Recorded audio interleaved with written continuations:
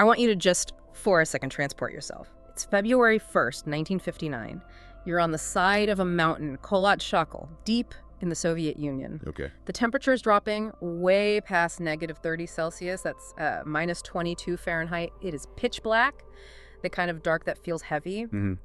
And the wind, it's not just blowing, it's screaming down this slope. Wow. It's whipping snow so hard it feels like tiny shards of glass hitting your skin. And somewhere in all that, there's a tent. And inside, 9 people are about to wake up to something so terrifying, so immediate, that they do the one thing you should never do. What's that? They're going to grab their knives and they're going to cut their way out of their only shelter from the inside and run out into that storm without their shoes. That image, cutting your way out of the only thing that's keeping you alive, that is a horrifying place to start. And I know the name, of course. This is Dyatlov Pass. It is. It's like the ultimate locked room mystery, but in the middle of the wilderness. It's baffled everyone for, what, over 60 years now? But today, we're going to try and move past the sensational stuff. We're not just going to list off theories. We are going to reconstruct what we can of their last hours. We'll look at the autopsy reports, the ones that were locked away for years. Good. And then we're going to get to the science. There's this amazing study in the journal Nature that uses physics and even animation tech to finally explain what happened. I'm glad we're getting into the science. Because I've heard the story, the basics, 9 experienced hikers go up, none come down. But the details are always so messy. Yeah. You hear aliens or Yeti 1 minute and then avalanche the next. But none of it ever seems to fully explain the weirdness. Exactly. That's the whole problem. The facts just don't seem to line up. It feels like a ghost story. But to really get it, you have to understand who these people were. Because a lot of people think they were just like foolish kids who got in over their heads. Right, the classic trope. Which is completely wrong. I mean, these guys were the elite.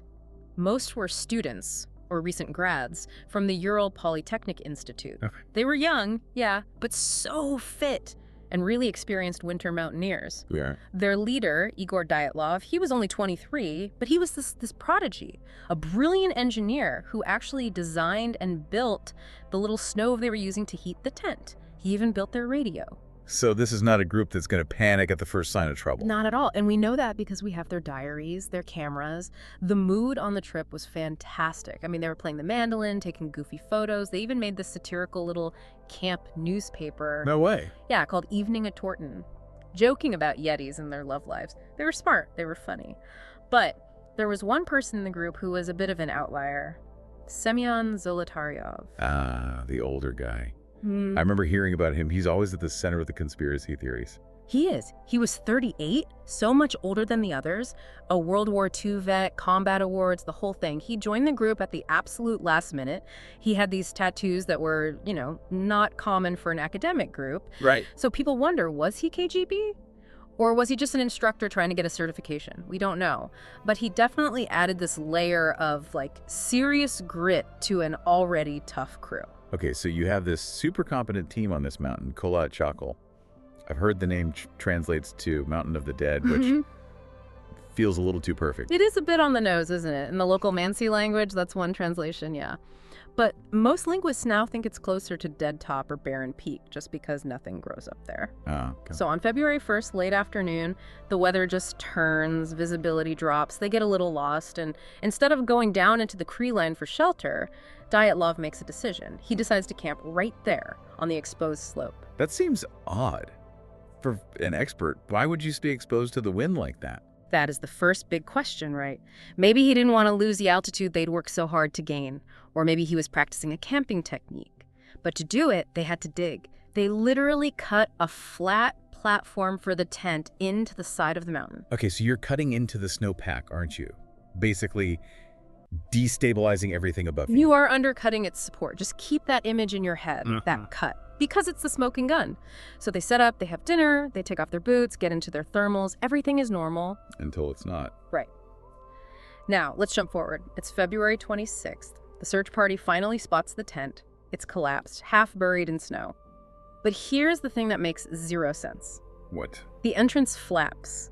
They were still tied shut from the inside. So they didn't use the door? No. Yeah. The tent was slashed open. Huge, frantic gashes, big enough for a person to crawl through. And inside, Everything. Their boots, their heavy coats, axes, food, money. They had fled into a negative 30-degree blizzard wearing just socks or maybe one shoe. Okay, stop. That's the part that I can't get past. Nothing makes you run out into that kind of cold without your boots. It's a death sentence. It means whatever was inside that tent with them felt more dangerous than freezing to death. Exactly. And the footprints outside tell an even weirder story. You'd think, total panic, people running in every direction. They're a mad scramble. The tracks were orderly. They were walking all together in a line straight down the slope toward the trees about 1.5 kilometers away. And then the tracks just disappear into the deep snow. They walked. That doesn't fit with cutting the tent open in a panic. That sounds like an organized retreat. It's a total contradiction. So they make it down to the tree line, to this big old cedar tree. And that's where the searchers find the first two bodies, Yuri Doroshenko and Yuri Krivonishenko. Okay. They're lying by the embers of a tiny fire, and they're stripped down to their underwear. They managed to get a fire going? That's incredible. But why the underwear? Well, the fire shows they were still fighting, they were still thinking. But here's this other detail. The cedar tree above them. Branches were snapped off up to 5 meters high. That's over 15 feet. And they found skin and blood on the bark. So they were climbing the tree desperately. But why? Firewood. Too high for firewood. The common theory is that we're climbing to look back at the tent, to see if the danger was gone. Or to get out of whatever was on the ground. Or that. But this is where their bodies gets a clue. It's this awful phenomenon called paradoxical undressing. I've heard of that. It's a thing with hypothermia, right? It is. It's grim, but it's biological. In the final stages, the blood vessels in your skin just give up. All this warm blood rushes from your core to the surface, and you feel like you're on fire, so victims will tear off their clothes right before they die. So them being underdressed wasn't necessarily because of how they left the tent. It was their bodies failing at the very end. It's probably a mix of both, but the story doesn't end there. 3 more bodies, including Igor Dyatlov, the leader, were found scattered on the slope between that cedar tree and the tent. They weren't running away anymore, they were crawling back up. Trying to get back to their gear. Yes. They realized the fire wasn't enough. They knew they needed their boots, their coats. They died trying to claw their way back up that hill in the dark. Okay. So far, this is a horrific, tragic survival story. A terrible mistake, bad weather, hypothermia. It's awful, but it's not, paranormal. Where does the real high strangeness come from? It comes with the last 4 hikers. It took 2 months to find them. Not until May, when the spring thaw started. They were in a ravine about 75 meters from the cedar tree, buried under 4 meters of snow. And these 4, they didn't die of cold, they died from catastrophic trauma. What kind of trauma? Nikolai Thibault-Brignol had a crushed skull. Ludmila Dubinina and Semyon Zolotaryov had multiple broken ribs. The medical examiner said the force needed to do that was equal to being hit by a car. But, and this is the detail that launched 1,000 conspiracies, there was no external bruising. None. Wait, how is that possible? How do you shatter someone's ribs without leaving a single mark on their skin? It's like they were squeezed, crushed by some immense uniform pressure, not hit. And then, it gets worse, Ludmila Dubinina was missing her tongue and her eyes. Zolotaryov was missing his eyes too. That doesn't sound like an accident. That sounds surgical. Yeah. Or like an animal. It feels that way. And then you add that their skin was apparently a weird orange color and that investigators found low levels of beta radiation on some of their clothes. You can see why everyone immediately jumped to secret Soviet weapon test. Yeah, that paints a very specific picture. Yeah. But okay, let's be skeptical. Yeah? The missing tongue. Couldn't that be scavengers? They were out there for months. It absolutely could. They were in a creek bed, water was flowing over them, scavengers decomposition. It's the most logical explanation for the soft tissue. Nature is brutal. And the radiation. One of the hikers, Yuri Krivonishenko, he worked at a secret nuclear facility that had a major accident a couple of years before.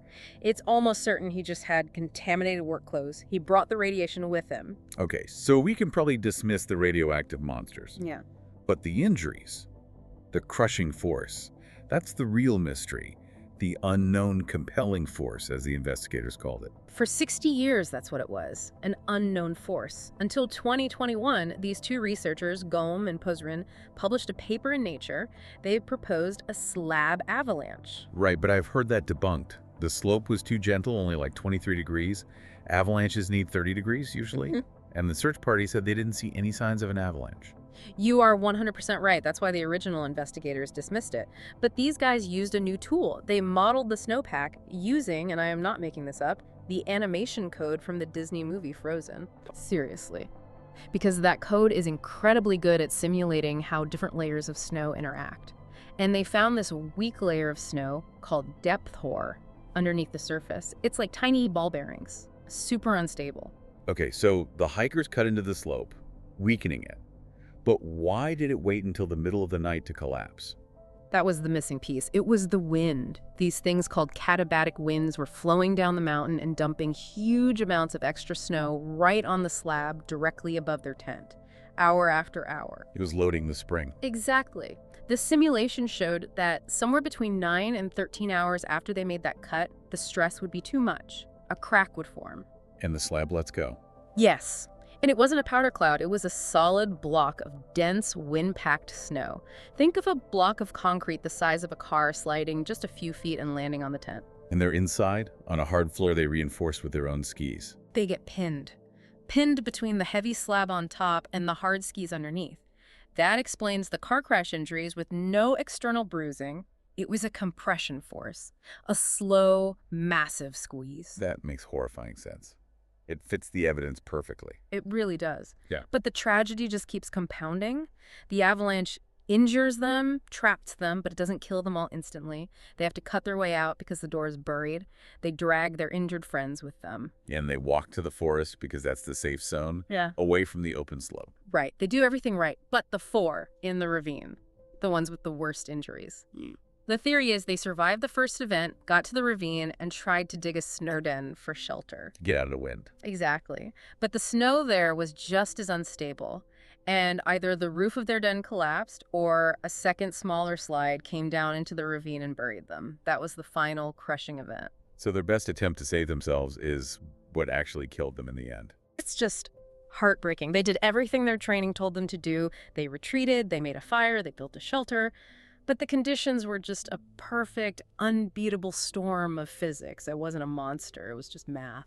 It takes away the supernatural mystery, but it leaves something that feels heavier. Just the complete indifference of nature. It does. When you look at the photos now, the ones of them smiling on the trail, you don't see victims of some grand conspiracy. You see friends. You see Igor and Zina and Semyon just walking into a physics problem that had no survivable answer. It really is a reminder that we are just guests out there. Yeah. And the rules aren't always in our favor. They're cruel and they're absolute. The mystery wasn't what was lurking in the dark. It was the crushing power of the world itself and the incredible, desperate human will to fight against it. I'm going to be thinking about that for a long time. The waiting, the dark, and then the cold. It's a story that sticks with you. Thanks for taking this deep dive with us. Stay curious and stay warm.